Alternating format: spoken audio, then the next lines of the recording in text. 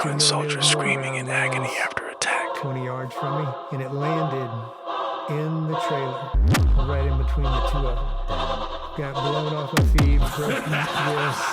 We were on a 3-day mission with the convention.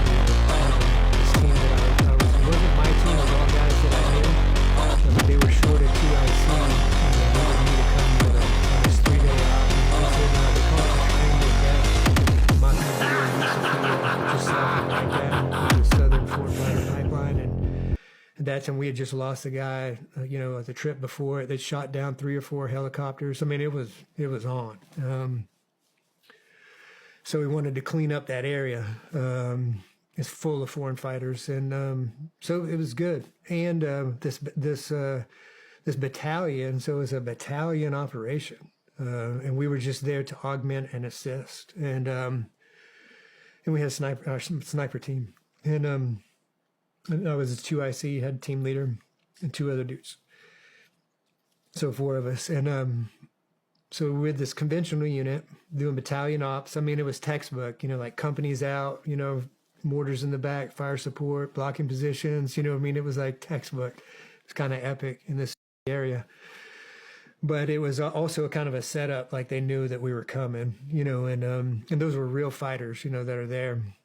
That's where they had, it's the old Russian power plant where they had mangled the 101st guys that got, that they mangled them all up. Remember, they captured them, and that was that same area.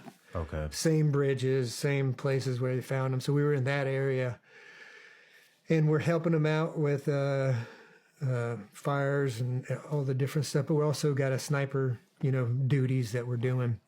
Well, man, we're taking like easy 20 rounds, probably more, but minimal, like 20 rounds of mortar fire within a 100-meter radius of the position that we're at. That was a lot. You know what I mean? Like, it's damn near dial, they're just walking it, adjusting fire on each one. And it's along along the river, so it's all that single canopy jungle, where they're firing the mortars from. So companies are going out looking for them and that kind of stuff. So we're sitting there eating all these rounds, and in this area that we're at is our sniper position, and then you got the rest of the battalion is out doing ops. Headquarters is in an area, but the mortars are near our position. So you've got the mortar tubes are there, and the mortar gun teams, and in this little trailer, there's a pre-existing structure that was there, but it's literally a single-wide trailer that's there.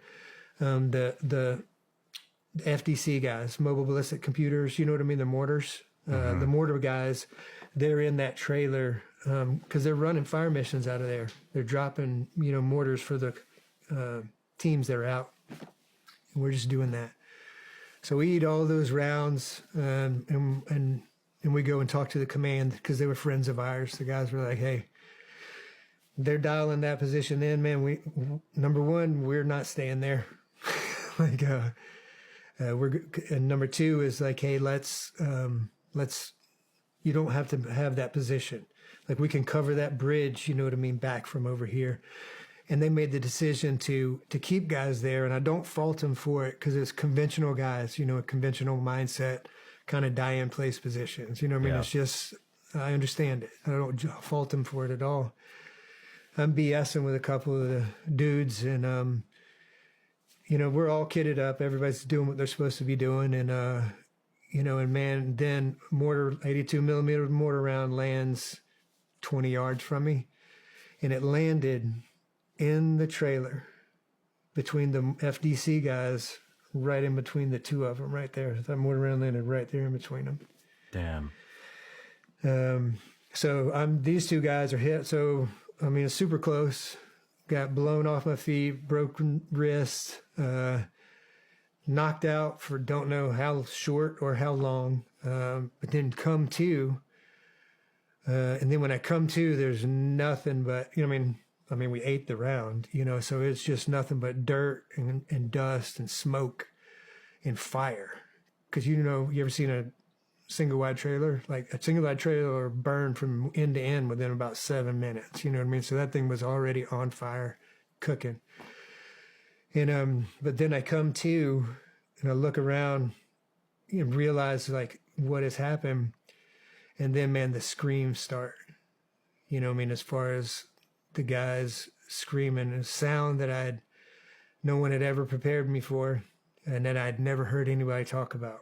Now, I'd heard enemy screaming before, different, right, wrong, or indifferent. It's different to me. But it was Americans, men screaming and making sounds that grown men shouldn't make, you know. And so it was like, all right, what? Overwhelmed, and something's wrong. Like, I mean, I knew it just got blown up, you know. So I was like, okay, whatever.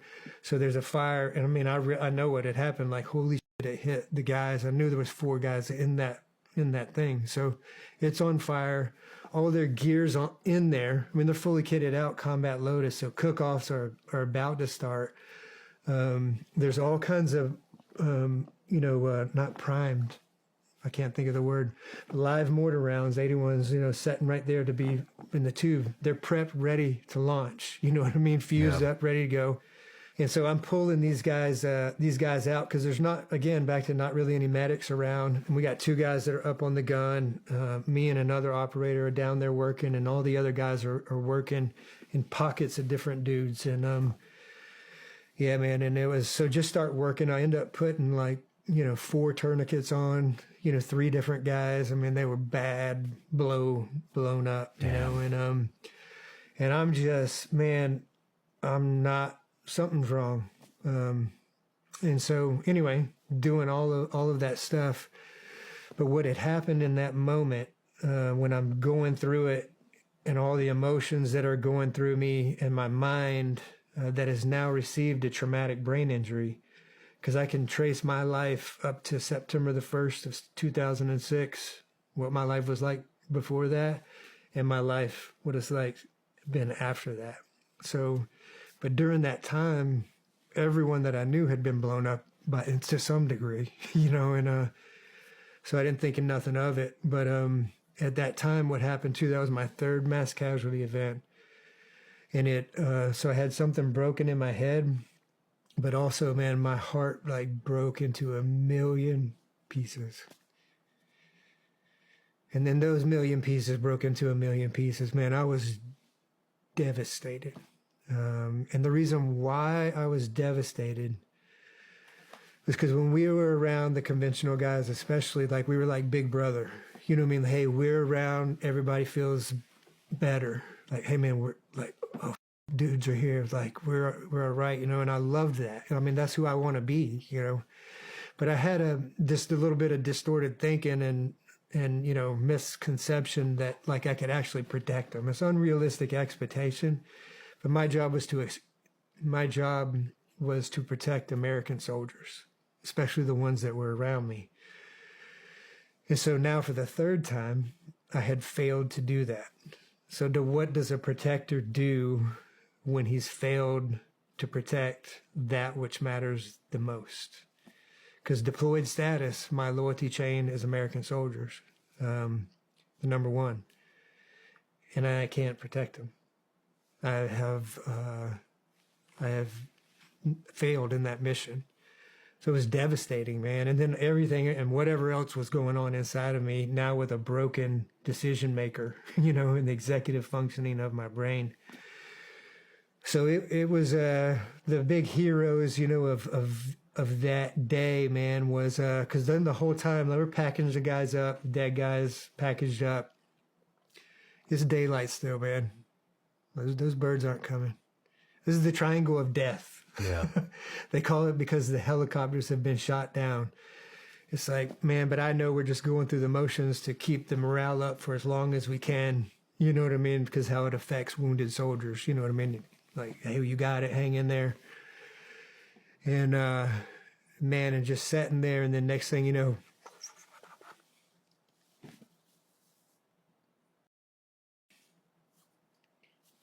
yeah,